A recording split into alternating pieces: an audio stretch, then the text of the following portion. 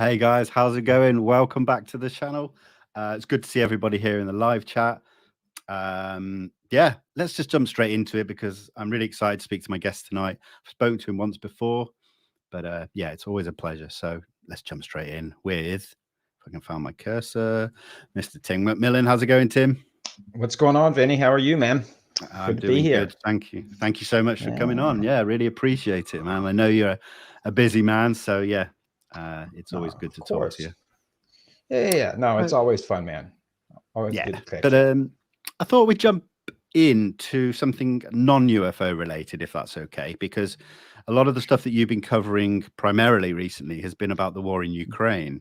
So I think it would be, almost wrong of me not to bring it up at some point. So I think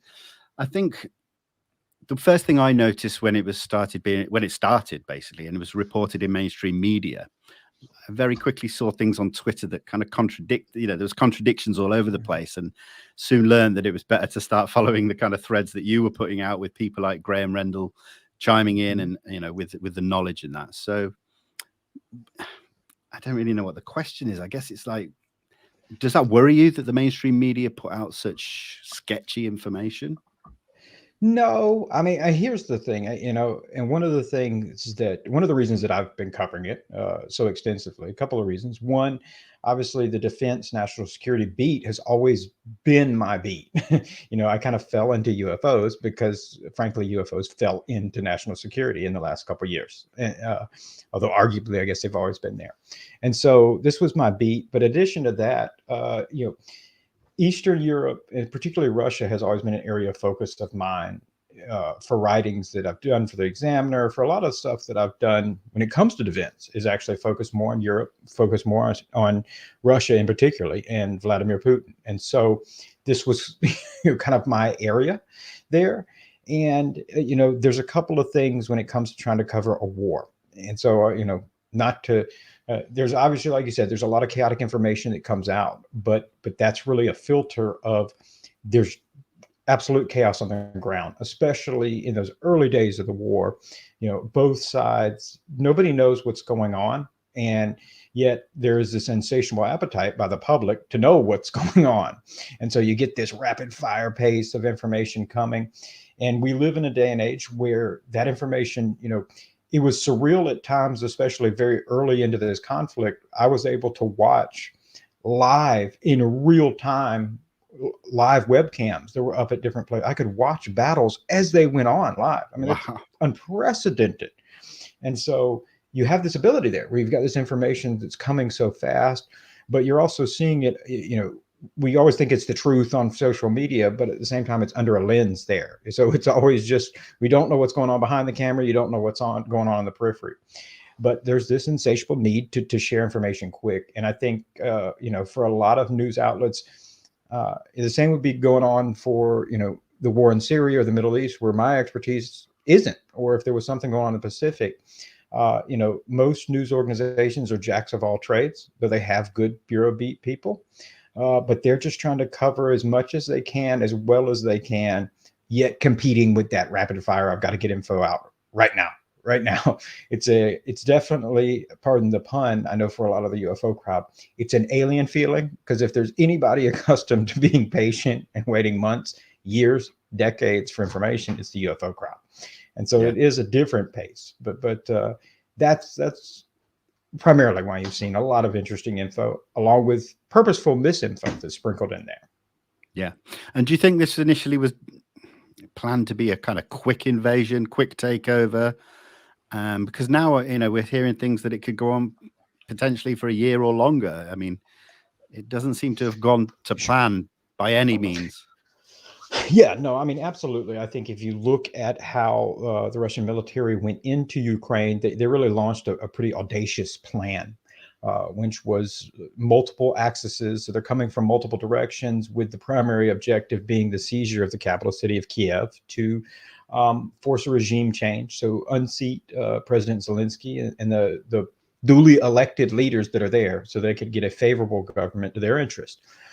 That's a it's a really bold plan, and it's one that requires extensive planning. It requires well-trained troops, and you really have to have so many pieces. I think there's times in which people have seen conflicts like, probably the only thing comparable would be the U.S. invasion in Iraq. And you see that, and relatively, the United States went in there, and it was over in roughly about 3 days. You had in the insurgency that came afterwards, and this is how it lingered for years. But this conflict of toppling the power and taking over a country happened quickly. But that's not easy. And it takes a really massive combined arms warfare strategy where you're combining all these pieces. It's not easy to do. And frankly, Russia has not even attempted something of this scale since World War II. And so they don't have the experience. They actually didn't really engage in well combined arms warfare in World War II. It was more of just a blunderbuss of just keep punching through. And so their initial plan, I think, was based on this rapid seizure of the capital. I believe that there was some faulty intelligence. I think that's kind of universally agreed upon, that they didn't expect much resistance. And, very, very quickly, within the first couple of hours, when they tried to drop about 200, 300 paratroopers into the hostile airport outside of Kiev, did they suddenly discover, oh, this is not going to be 2014. Literally everyone is fighting us. All Ukrainians have come together. They're handing out guns. So on top of a military that was bolstered by help from the United States and the United Kingdom, you've got Ukrainians who are willing to fight. And so now, they lost the first battle of Kiev. That plan is over. They were defeated. And now they're trying to launch their eastern offensive. But even that is a little bit precarious. And so when you hear that it could last for years or more, it really depends on, is Russia able to advance right now? No. I mean, they're taking very small kilometers at a time, if anything. And so it really will boil down to, can they change that tempo while engaged in combat, which is not easy to do? And then will Ukraine have enough combat power and ability to turn the table and start going on the offensive? So we hadn't seen that. So that's where you could see it last for years, potentially.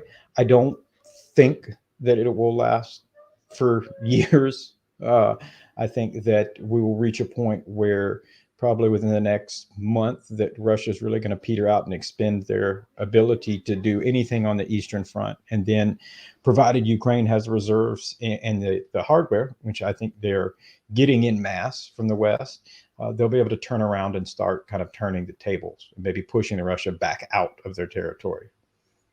Yeah, I think it seemed as well, a lot of pictures that came out, that the Russian artillery and their armaments and equipment seemed so old and questionable. And, that's why that was funny, because you can relate it to our UAP secret Russian technology. And you think, if they can't, if they haven't got basic weapons, then you think they've got super advanced technology.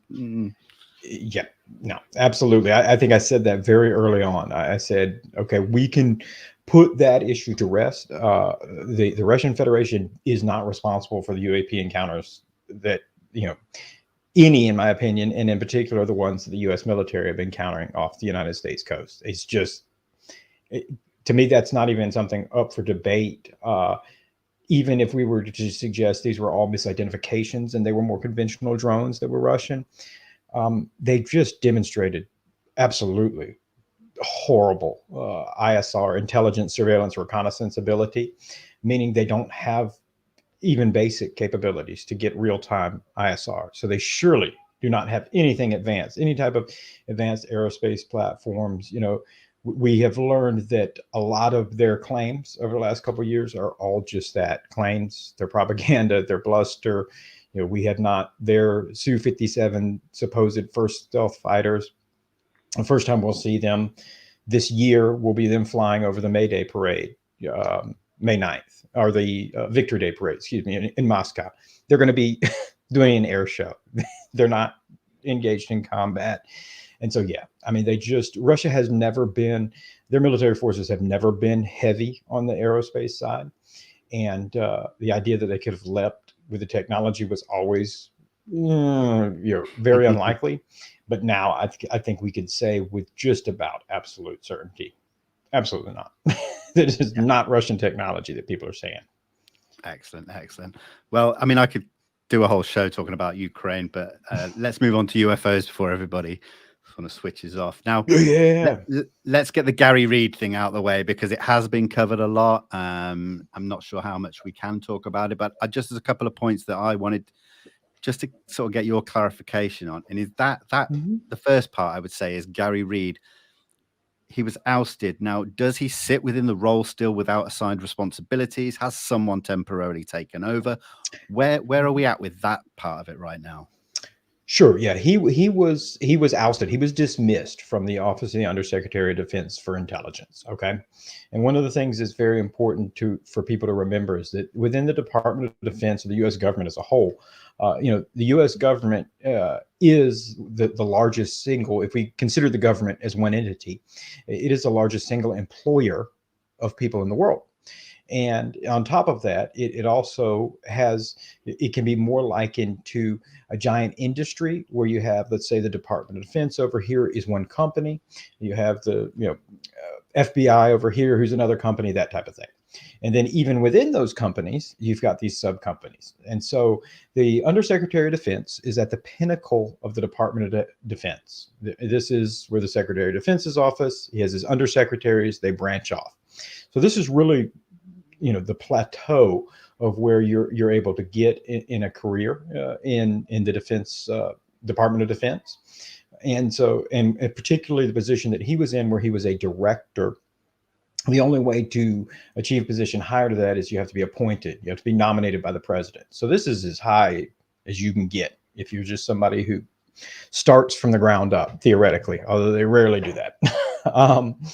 And so he was dismissed, withdrawn, removed from his position at the Undersecretary of Defense for Intelligence. He's gone.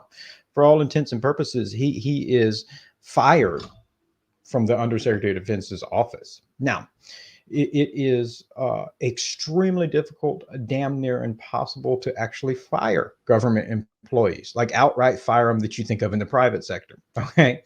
If you work at a department store and they want to fire you, they just fire you. You're gone. You don't have a job anymore. That's not the case in the U.S. government. It is extremely hard, particularly once you reach senior levels positions like this. And so a lot of times they remove you, which is what happened with Gary Reed. They removed him from that position, yet they're still getting paid by the Department of Defense, and they're still in a limbo. They call it flying a desk for a part of the time. So it sounds crazy, and you think, gosh, why does anybody even try to work hard? Because I could get fired, but still get a paycheck and have an office that I show up to and do nothing. And there are employees, I can think of one right now off the top of my head who has been flying a desk for 9 months now. Wow. They do nothing. They literally do nothing, but they're separated from what they're doing. They have no responsibilities. They're not in direction of anything. And so that happened with him. And then once you're in this limbo position, it's usually it's the government's way of saying it's very, very hard to fire you. We want you to quit. We want you to resign. If you'll just resign, we'll give you a cake and you can go about your merry way. And in this case, it doesn't look like Mr. Reed wanted to do that. And so then it becomes a protracted, legal battle with general counsel. Can we do this? Can we do that? This type of thing. Or you have the opportunity where, again, you have these separate subcomponents that are spread out throughout government. You can have somebody that says, I'll take you. You can come work for me. And this happens frequently because there's a buddy system. The reason that Gary Reed was in the position he was in was because Michael Vickers, the former Undersecretary for Intelligence, brought him in. And so Gary Reed was then someone at the Defense Intelligence Agency said, okay, you can come over here. And so now he is at the Defense Intelligence Agency in an advisory position. So not in charge of anybody, not making any real decisions and offering quote advice.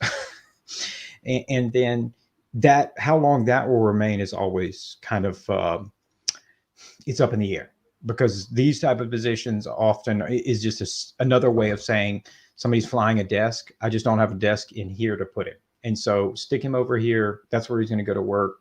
That's where he'll go collect his paycheck. So he's got to be there every day.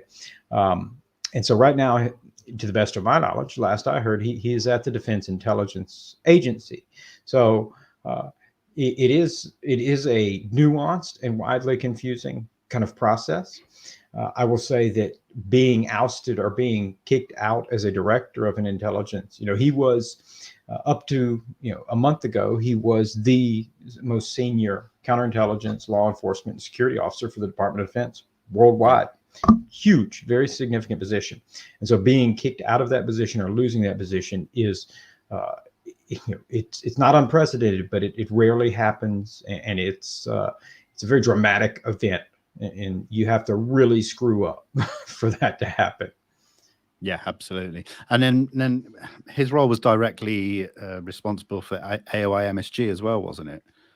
He was. I can say that for a fact, just because I was able to obtain the official classification sheet, which lists the employees and their roles and the where they fall into under the different programs and everything. And so he was the chief executive.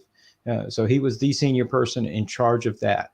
And so it's kind of an interesting thing there, because for me, it was very interesting, because that's really the collection of UAP data. And this is really a intelligence collection program. It really shouldn't have fallen under counterintelligence, law enforcement, and security.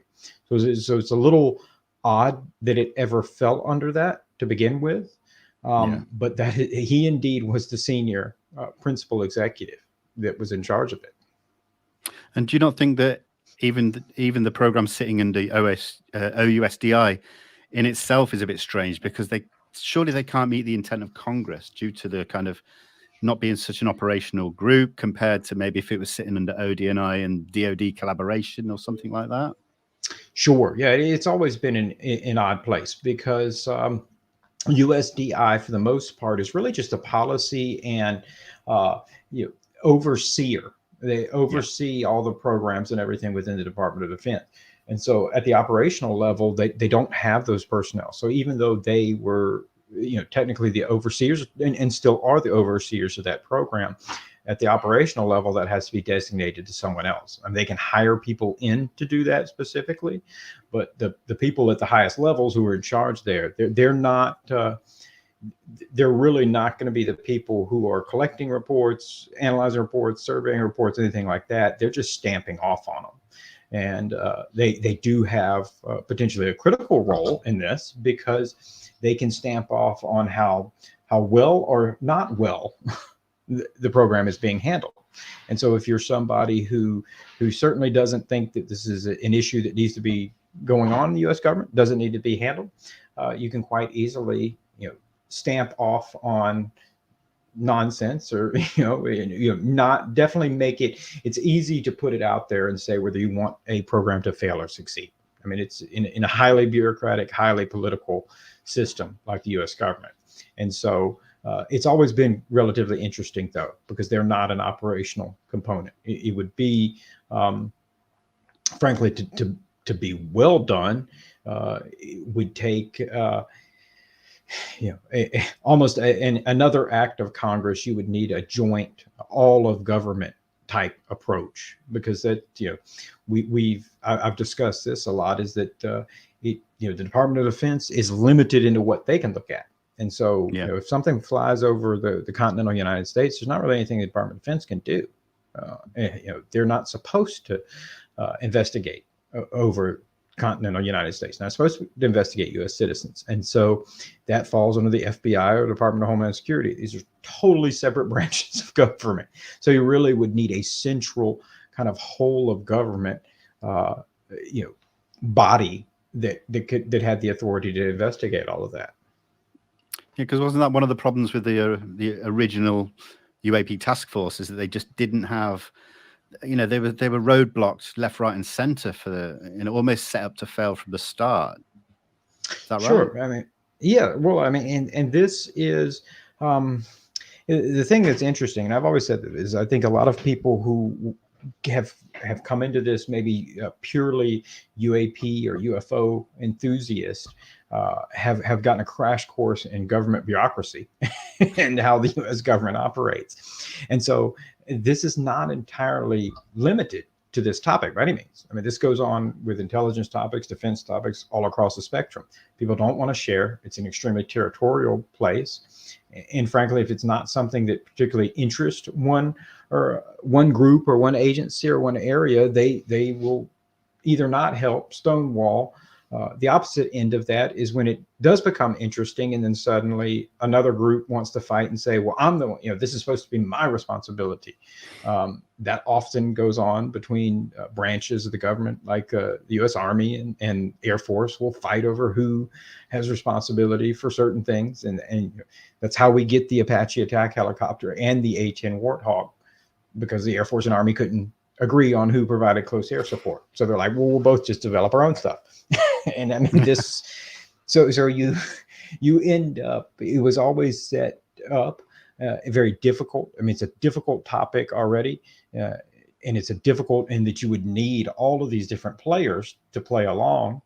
And then you run the risk of all of these players also suddenly saying, ooh, there's something really to this. And instead of working together as a combined effort, suddenly Space Force starts up their own thing. Air Force starts up their own thing. The DoD has their own thing. The Army has their own thing.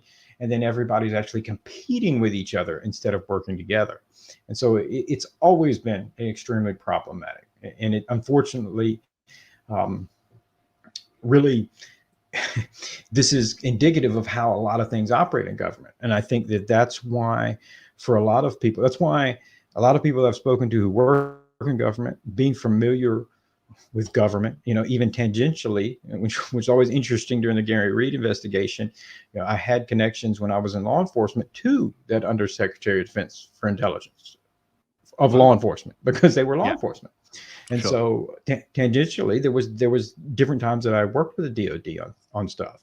And so, knowing and all this familiarity of it, that's why I think certain things like how aatip came about and how lueelizondo has described aatip and how it operated, sort of how, some people can interpret it outside of the bounds of authority or official approval, but it's not necessarily accurate. But frankly, these types of programs and how that operates are in abundance all across government. If there's anybody you've ever know that's worked in the Pentagon, particularly in intelligence, will tell you that. Anybody who's done any operational work will tell you that. And they will tell you that's where the best work is always performed, because that's the only way you can circumvent a lot of those bureaucratic roadblocks. Yeah, absolutely. Sorry, I had a question in my head and it just jumped out because I saw some comments there. Oh, it was about, you mentioned aatip there, and of course the debate rages on with the differences between ORSAP and aatip, and where aatip sat and what responsibilities it had and what Lou had. Do you think it's time that that conversation just gets put to one side because it's kind of really not doing anybody any favors? Well, for me, I already have. Okay, and so cool. I can't tell people what they can do and what they want to argue with and bicker about on Twitter and Facebook or whatever else. I will say that very rarely does anybody ever see me engage in that, because I have. It's reached the point now where I don't know what can be gained from getting any kind of clarity or understanding of OSAP. These things we're going on over a decade old. I don't know. That's certainly, in my opinion, not going to assist in understanding what's going on today, what's going on in the contemporary, and it's not going to help solve UAP, and it's not going to help solve the government's effort now. And for me personally, I think that the core of the claims that were made by whether it was people in the OSAP program or lueelizondo were always that there were object sightings of things that were of unknown origin, that were, they could not place. They were UFOs. There were UAP events that were occurring within the context of military situations. And so that core claim for me has already been substantiated and proven based on what we've seen in the evolution in the last 3 or 4 years. You know, when you're seeing congressional legislation being passed, when you're seeing lawmakers speak about it publicly, when you're seeing that kind of thing, then that, in my opinion, has established that core claim is valid, and so we can kind of move forward from there. I don't know why or what is it hope to be gained by that, you know, other than maybe ridicule. And you know, to that end, I would just say that is an interesting way to go about an argument, because they're mutually exclusive. You can have people who believe weird things. You can have people who are crazy. You know, Ramajan, the mathematician, a famous Indian mathematician, believed that a Hindu goddess taught him what we use now, the mathematics that we now use for computers, that taught him an entirely new branch of mathematics. Did he? I don't know. But I do know that that is the mathematics. You know, modular mathematics is what we use today. We can thank that in large part to us being able to communicate right now and use a computer. And so it is mutually exclusive that people can have fantastical beliefs, you know, and claim to have seen a werewolf or, you know, whatever at Skinwalkerranch. Maybe they did, maybe they didn't, but that's mutually exclusive from, are there these events going on that pilots or other service members or just the average public are encountering? Two different things. So I don't know. I don't know what it's kind of the old, you know, it's not even throwing the baby out with the bathwater. It's, you know, trying to boil the baby while turning the water up, and it's to no end.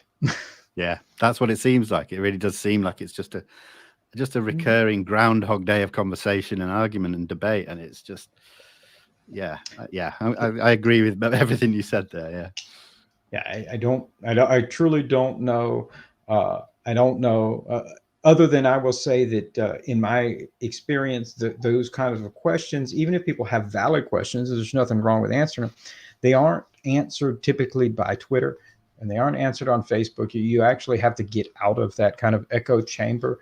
And there's, I tell you, I'm an expert of nothing. And so, you know, anything that I've commented on it, I don't know. I talk to people who know. I talk to people that know in the system, and that even extends beyond. I see this a lot where people are saying, well, Lou said this, or Lou said that, or Chris Mellon said this, or Chris Mellon said that, this type of thing. We'll find out how normal is what they're saying in the context of the setting that they're saying it in. And that means, you know, for me as an investigative journalist, I don't ask Lou or Chris if this is normal, because I already know they're biased. You know, we already know what theirs is. You ask people who work in those government systems what's normal, what's not normal, and you can ask those questions outside of UFOs. You know, I saw there was recently a raging debate about the CRADA and the TTSA thing, and I just kind of said, why doesn't anybody contact anybody who works in government contracts or has worked in government contracts or a government watchdog? There's plenty of those NGOs out there, and just ask them, how does CRADA work? You know, how does this work? Is this normal? I mean, just ask them. We don't have to interpret or debate it, but that's I'll get off my soapbox. But to answer your question there, I think particularly we seem to beat a lot of questions to death that we don't even try to answer at times. We just continue on. Yeah, absolutely. And one question I did have for you was regarding classified briefings. And then literally within the hour leading up to me speaking with you, we saw a new article from Brian Bender in Politico titled "The UFO briefings on Capitol Hill have begun. Lawmakers aren't impressed." Have you had time to scan it at all? I haven't. You're breaking this news to me. So I have not seen, I haven't read the article yet. I haven't heard about it. So yeah, now I'm curious. It's, I mean, I've read it once, but obviously I like to go back and kind of really sort of take my time to absorb it. But it does seem like the Congress are really trying to put pressure on now. But there was one statement which I'm just going to find and read out that did actually stand out to me, and typical that I'm probably not going to be able to find it now. Here it is. It says, quote, "I have seen everything we have in the files, and I am very confident that they are not ours," said a former senior intelligence official who had authority over the UFO portfolio, referring to classified US aircraft programs.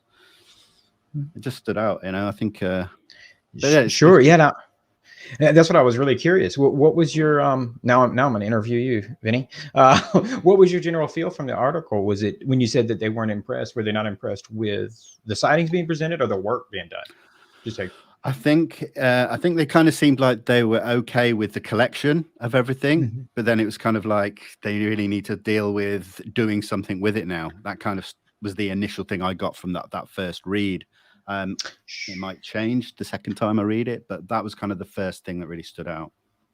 Sure. Well, and I said I'll be eager to look at that because that's what I'm curious about. What you mentioned is kind of an interesting aspect of all of this because being familiar with the intelligence collection process, this is a slow moving process, and whereas I know a lot of people in the UFO community,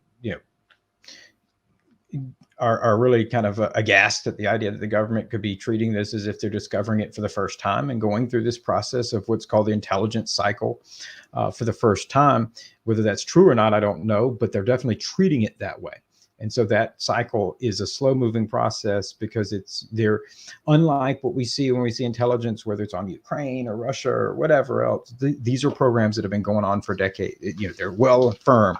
This is as if they're treating it a topic that they've never dealt with before. And so it's this collection, baseline interpretation of the data. Where do we go from here? Kind of circular process here. And so it is interesting because I think that's what I'm curious about is you reach this part where you've collected, but then I think the thing that frustrates probably lawmakers, just based on the sound of what you said, and the rest of us is that first stage, and it is you've got all this. You say, well, here it is. We know this, and this is real, or this is occurring. And then when you say, well, what is it? And you go, I don't know. That's frustrating. I think it's frustrating for everybody. And so I'm curious but that's always been where I have interpreted the process was. Yeah. Fractal Mind here in the chat raises a good point. That the lawmakers aren't impressed. Here we go. Agencies need to take this issue more seriously, so the lawmakers aren't impressed that there doesn't seem to be that sense of urgency and seriousness from the multiple agencies. Which sure, and that was the other side I was just curious about because I can see that as well wholeheartedly, and I think I truly believe that if they're going to be able to achieve what lawmakers want. And what the lawmakers have requested and has been signed in law by the President of the United States. So they're obligated to provide is going to require them to really designate specific people to handle this task outside of how I think they have tried to handle it, especially at the beginning of last year. There was some shuffling inside who was handling it. The people who were handling it from 2017 to 2020 kind of changed hands. And so then there was this hot potato kind of mix of it, but it was handed to people who this wasn't their only job designation, and they had other portfolios, they had other things going on. I think it's going to be extremely hard to try to investigate this under that precedent because if you're trying to juggle defense and intelligence things, you're always going to have things that are going on in the world that are more pressing and seem more immediate than UAP does. We can. I know that frustrates some people, and when I say that, but it's the same reason that we open this conversation. I've been covering Ukraine for the last 2 months. It's very immediate. It's an area of where my interest and expertise lies, and it's very immediate where there's lives being lost, lives are being changed. The effects of what's going on there, it dramatically changed people's lives instantly and permanently. Whereas UAP, you could say, man, this has been around for decades. They're not attacking us, maybe longer. There's always going to be something that seems to be more immediate. And so is Russia going to nuke us? Is North Korea going to nuke us? If you're talking to defense and intelligence people, that is always going to take precedent over UAP. I'm not sure I understand. But that is not what I don't even know where that came from. but that is not I guess it was my watch. I was like, what the hell? Jesus. The CIA is listening to me. See, they're agreeing. They're not sure they understand. But that doesn't mean that there's a lot of issues that aren't as pressing as being as full-on nuclear war that still need to be handled and still need to be discussed. They still need to be investigated, and this is one of them. And so I think I would wholeheartedly agree. We certainly spend a lot of money on a lot of different things that are perhaps not nearly as pressing. So I don't want to take anybody away from their national security work. Let's just get some other people to do it.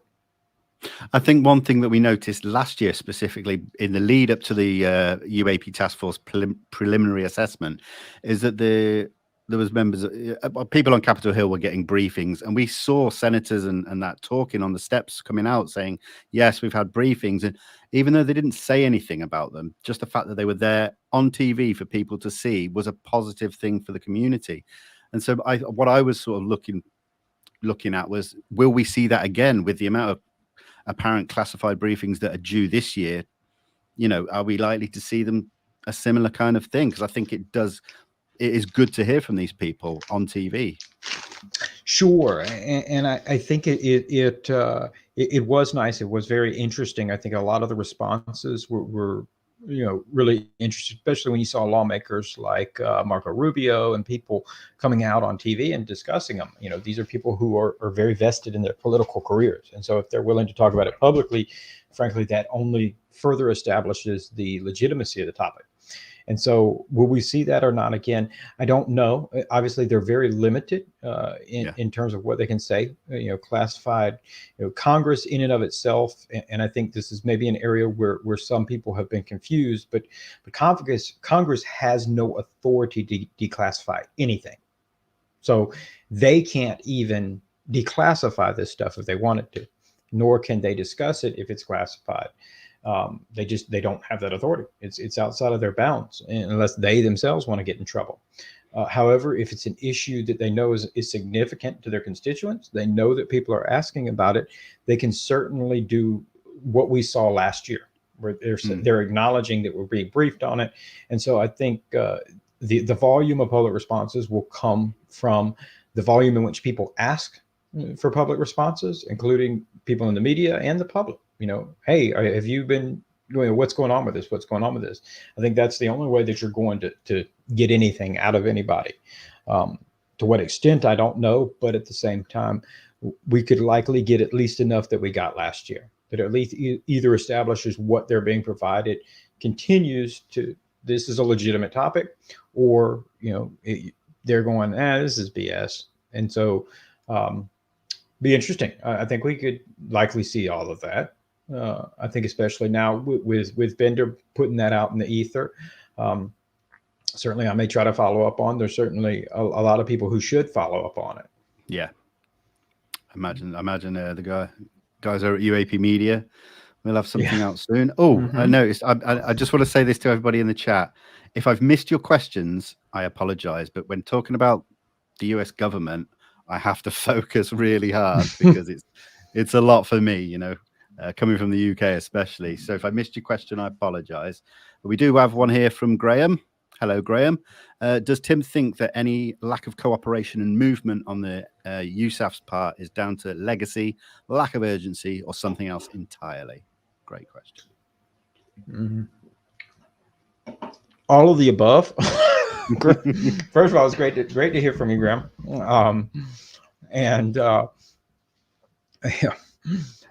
All of the above in a couple of ways. So I don't know how much is purposeful in terms of, let's say, a cover-up. I know a lot of people say there's a cover-up. Maybe there is. I don't know. I've never encountered anything that led me to believe there was some kind of systemic cover-up involving people who absolutely knew for certain what these objects were, that had crash retrievals, this kind of stuff. Maybe there are. I just haven't talked to those people. I know that there are some other people like Ross Cuthbert and others who have explored that particular area. So I don't want to make anybody mad by them saying, well, but what about the bodies? Okay, they may be there. I just haven't encountered that. However, there is de facto cover up, we have people who feel like this isn't something they wanted to discuss. They don't want to deal with it. They don't want to be forced to deal with it. And so therefore they're going to diminish it. They're going to tell people not to report it and everything, not to cover up the existence of something per se, Sure. but perhaps just to try to make it go away because they don't want to have to deal with it. With the Air Force, obviously they handled Blue Book. They were the ones in charge of really the only official investigations that we saw for the greater part up until recently, till the Navy kind of stepped in. And so I would say there's probably some bitter taste that has kind of inherited, a legacy that has come down from that, because they really wanted to wash their hands of it after 20 years of dealing with it. But frankly, because I don't think they ever had it, they were no closer to any answers by the end than they were in the beginning. It was the same thing.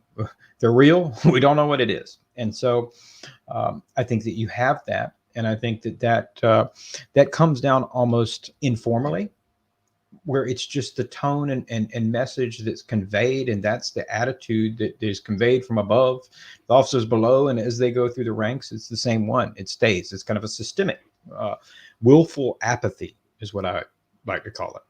And so I think that out of all the branches, the Air Force would absolutely be the one that has that the most. The Air Force is also, it's an interesting branch out of all the services.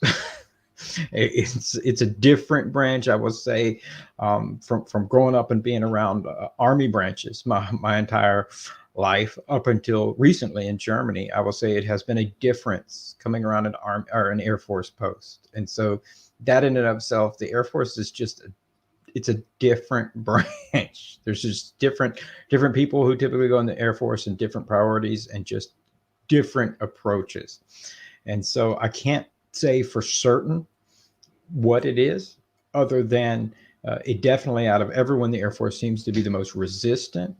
And I would say that if I had to speculate, it's probably a totality of, certainly there's not 20,000, 30,000 people who are in on the cover up. So even if there's like this, small level that's setting that tone, the prevailing theme as it's spread out is this kind of willful apathy. Yeah. Jay Allen here says, Vinny, Yusuf speaking. So, yep, Jay Allen, good to see you, my friend. I know you're a regular here. Okay, we admit they are real and they are not ours or foreign assets. What now? Do we admit we can't do anything about these incursions? Where is the panic line? That's a really great question. And so I think that, first of all, I think that if you reach a definitive conclusion in which you say, okay, these are not a foreign government, these are not ours, these are absolutely real. I think that now at this point in time, frankly, if you want to see anything meaningful done, it has to be brought out of the defense, national security sector, because they're going to treat it exactly like they would a defense and national security issue. And I'm not going to begrudge them for that. And so when you're treating it like a defense and national security issue, particularly if you're talking about something that you have no actual intelligence on and you have no defense against, and it can move with impunity into your airspace, you're entirely vulnerable to it. That is under the guise of a defense issue. That is a huge defense risk, and it's something that you treat as ultra classified. You're not going to discuss it. It's not going to be a public issue, and it's going to be narrowed to those compartmentalized of scopes. And I don't know that that's actually beneficial whatsoever into solving it, because that not only does that cut the public out of the loop, but it narrows the scope of people who could potentially provide scientific or academic research and can contribute to actually solving it. And so I think if that ever becomes the case, it would be extremely interesting. If I was the Department of Defense and I reached that conclusion, I would gladly then go to the president or whoever and say, Mr. President, this is not a defense issue. This is a scientific, technological matter, and we would like to hand this off to whoever this is. And I'd pass that buck to somebody who could treat it like a scientific, technical matter. still provide assistance. You can still have defense components that provide assistance through classified sensor systems, this kind of stuff. You can still provide that information, but do it under a scientific context. Yeah, sure. Yeah. Dan's here as well. Hello, Dan. Tim, do you know if sensors have been tasked with tracking UAP using parameters set by previous encounters? For a fact, no. Have I heard lots of rumors or murmurs, or have I heard from people who have worked in even the more modern UAP programs, or even who have worked in other branches of government who would have tasking on this? So maybe they weren't assigned to the task force, let's say, but they work at an agency that might have certain sensor suites, and somebody at the task force might call them up. They might be their billet, their liaison to it. Have they been asked to do that kind of thing? I have been told yes. Now, what those parameters are, I don't know. That kind of stuff is classified. What the sensors themselves or different systems being used, I don't know.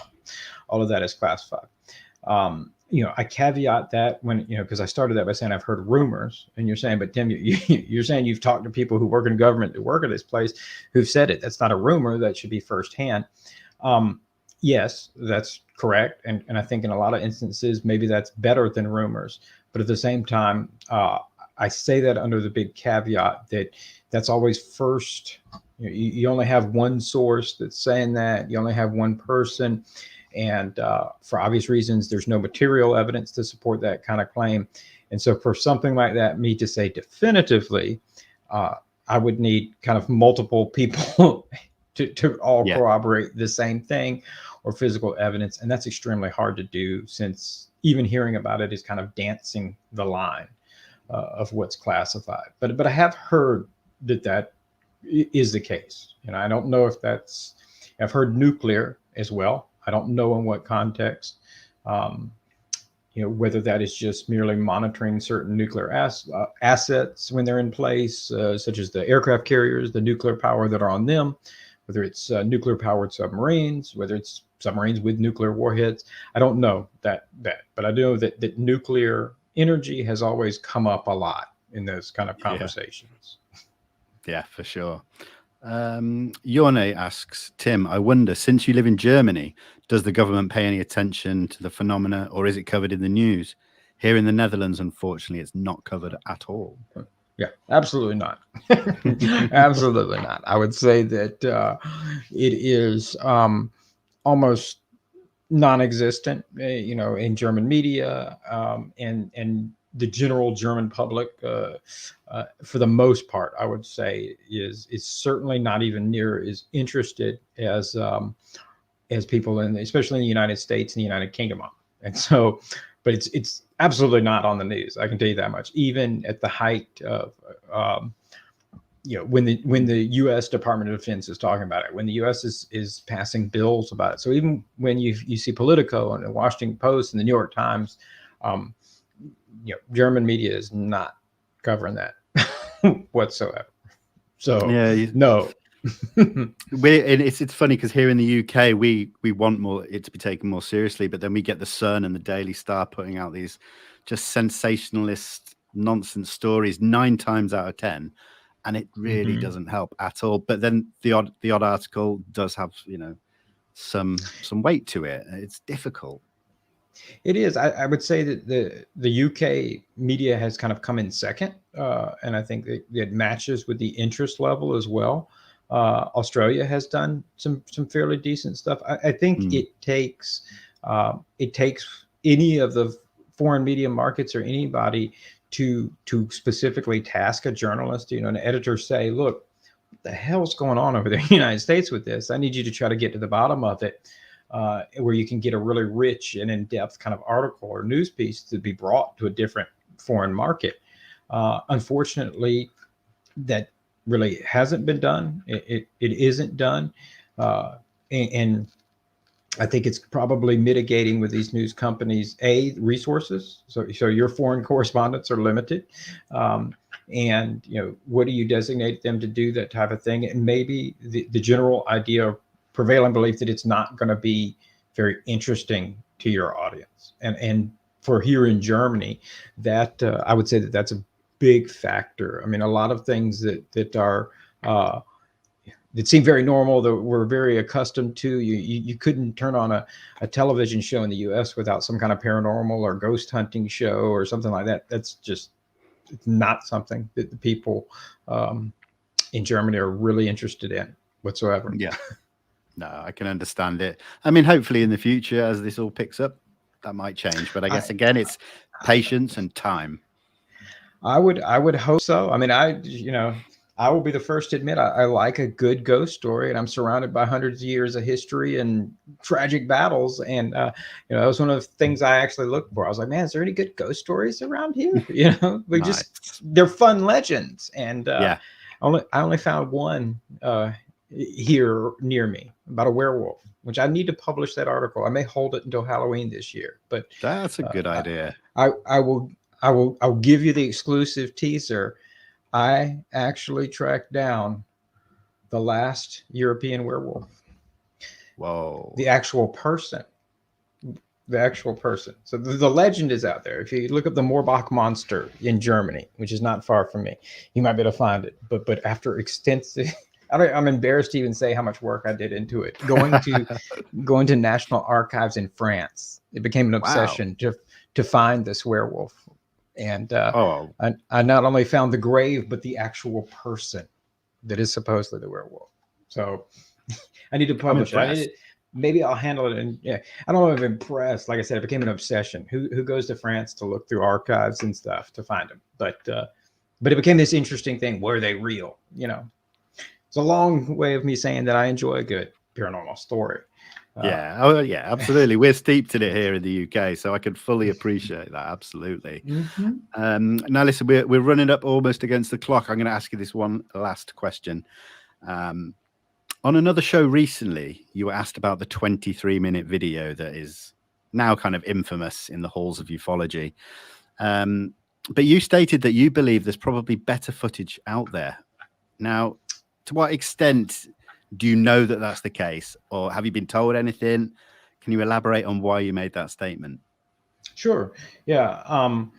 In terms of the 23-minute video, that I certainly believe. I don't know what it shows, but I do believe it exists, primarily because my sourcing on its existence came from some leaked documents that were official, and so I would assume that one would not just falsify documents to that extent. But again, I don't know what I don't know exactly what it shows, but it was specific enough that I say 23 minutes and 47 seconds or something. Like there was an exact kind of time frame on there.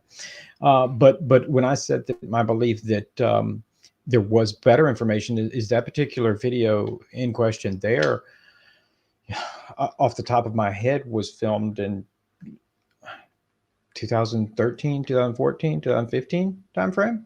It's just based on the documents I saw. And so, there's better technology in the past 7, 8, 6 years, in addition to tasking different technology. And,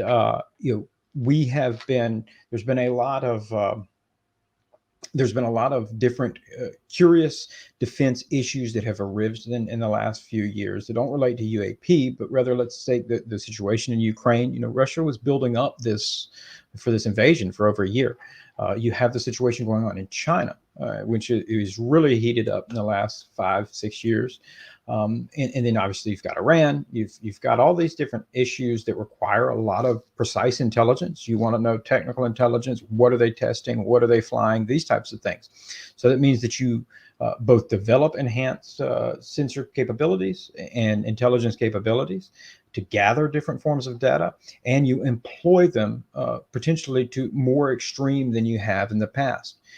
After the early 1990s, we really weren't spying on Russia all that much. We could buy the plans to nukes for a bottle of vodka after the collapse of the Soviet Union. So you didn't necessarily need to rely on some of your more covert or your more technological methods of collection. That's not been the case. And a lot of what we see, where we see a really kind of turbulent time right now. I mean, where there's a war, it's Mm. the biggest war in Europe that's been building for the last couple of years. And I think in the defense community has been firmly aware of it. Didn't know whether it would be China, didn't know whether it would be Russia, but you knew what was going on. And so de facto in spying on those types of things, you're going to encounter things that are more frequent. And so I think that that in itself, A, the technology is better, B, the potential to encounter it is more frequent. And I think given the fact, it's particularly post 2017, when lueelizondo came out, aatip came out, suddenly people in government who had access to these things were like, oh, cool. I can look through this. Let me look through some of my data, or let me actually use my assets specifically look at certain things. You can do that. And that goes back to what I mentioned first earlier, this idea that some of the best work in government is done not necessarily by an office with a big flagpole out front that says, you know, UAP agency, but rather by the analyst or the person who has access to satellite technologies or airborne technologies who says, hey, you know what, I'm going to go through and look at this. Or, you know what, we've got a nuclear carrier that's moving through the Mediterranean and I've got an airborne asset. I think I'm going to watch it for a while. Let's see if anything pops up over here and let's see what we get. And I know I get for a fact in some of the classified, or excuse me, they're not classified, but they're secure. So they're intelligence community only type chat rooms they have at our space.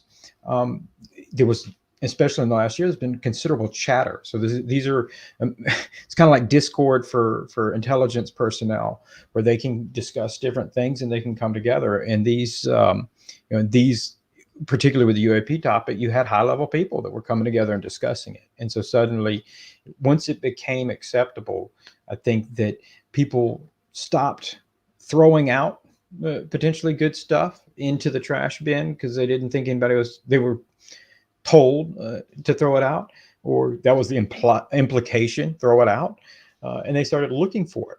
And so I think that definitely is the impetus behind that statement, on top of the fact that there's certainly been plenty of people who were absolutely in the position to know, who have said there is much better stuff.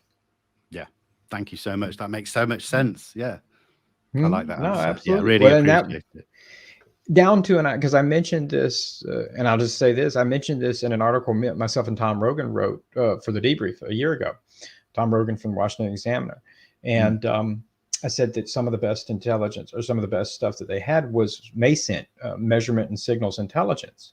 And I think with the UAP report that came out, the June report, the preliminary report, I think it mentioned something about not having any MESINT. And I think some people were like, aha, there is none. And, to that, the point of that is that measurement and signals that you collect is evidence. The inability to collect certain measurement and signals is evidence. And so the point there being that some of the best evidence is that when you have some of the world's best sensor suites and platforms that can tell you the exact plane, they can tell you, that plane's being piloted by, Sergey, his wife just left him and he had chili for breakfast, like they're that good.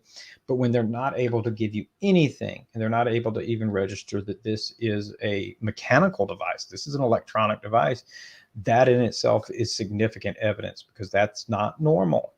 So when you can detect even your best adversary's stealth aerospace technologies, but then you cannot detect this whatsoever, that is evidence. So I think there's a lot. I know everybody wants the pictures and videos, though. That's the sexy stuff. Which is understandable, but yeah, each to their own. I like the data. I like these kind of discussions and what we're seeing happening going through the government. Now, a lot of people will just go, well, I don't trust the government, I'm ignoring that. Well, that's up to them. But I'm different. It's always a totality of everything. I said, if it was just one person saying one thing, then I think there's absolutely reason to be hesitant or question or be suspicious, better yet. Everybody should, nothing wrong with questioning. But I think when you've got an abundance of people that are kind of saying the same things, it's interesting. It's certainly interesting. I think, yeah, for anyone in the United States, if they really want to know so badly, my recommendation to them would be, they're running a little late for this midterm, but the next elections, man, run for office and try to get on the Intel committee. Yeah. If you want to, I mean, I know we push them and everything. I know we send a lot of people send a lot of political things and contact their lawmakers, as they should. But at the end of the day, if you really want to know, maybe launch the campaign, man. So and so for Congress and get the win. Let me know if you do. You let me know. I might have a new source. So keep me. If that happens, don't forget about me. Sound advice. Well, Tim, we've just about hit the hour. I really want to thank you so much for coming on. It's always a great conversation. Sure. Everybody here, anytime, and we have to do it regularly because I could do this for hours. Everyone in the live chat, thank you so much for being cordial, keeping it a really pleasant conversation from what I've seen. Anybody that's listening to this after the fact on the Anomalous Podcast Network, thank you so much as well. I'm going to be back next week with Caroline Corey, director of A Tear in the Sky. I'm also going to be on Instagram this week with Graham Rendell talking about his new book. And then I'm losing track of everything I've got going on. I think later this week, I'm on with the guys from UAPX live on Instagram as well. But just follow me everywhere and you'll find it. So, yeah, that's it. For now, guys, going to love you and leave you. Take care, and we'll see you soon. Goodbye.